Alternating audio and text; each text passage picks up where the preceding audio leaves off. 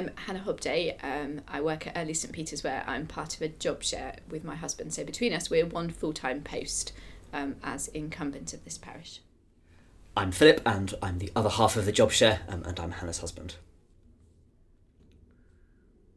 It's helpful for me to be part-time, to have the time that I want to be able to have with our children at home. It gives us some flexibility, and I hope that the church benefit from two different sets of gifts. Flexibility is good. If one of us is due to be taking an assembly, but one of the children wants a particular one of us for a particular reason, we can just decide, okay, we'll swap. That's a good thing because it allows us to respond to what's going on sort of day by day or even hour by hour. But it's difficult because it makes it hard to plan.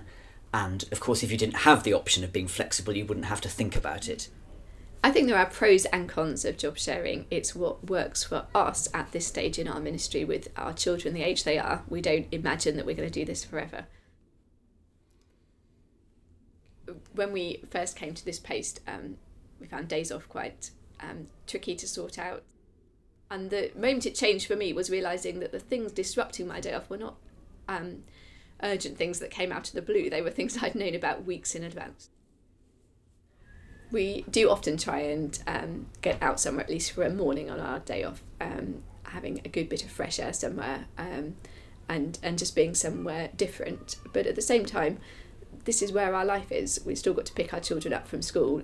We bump into people, and there's a privilege in serving the community that we're part of, in being vicar to these people who, some of them are also my friends and will help me out with the kids and I'll help them out. So it is all quite mushed into one.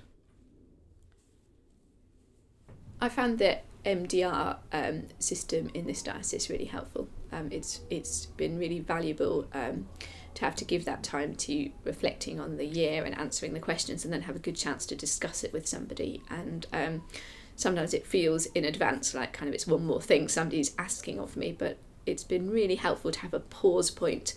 What's going on? What needs adjusting in the way my ministry is going? I think if I've learnt anything, it's that you have to work it out for yourself, what works for you, your family and your ministry. When I was first ordained, I was full-time stipendiary, and after that I was self-supporting for 6 years while our children were babies. And this is what's right for me now, but it's been really important for me to be able to say what's right for me, which might be different from what's right for somebody else, and it might be different again in 5 years' time.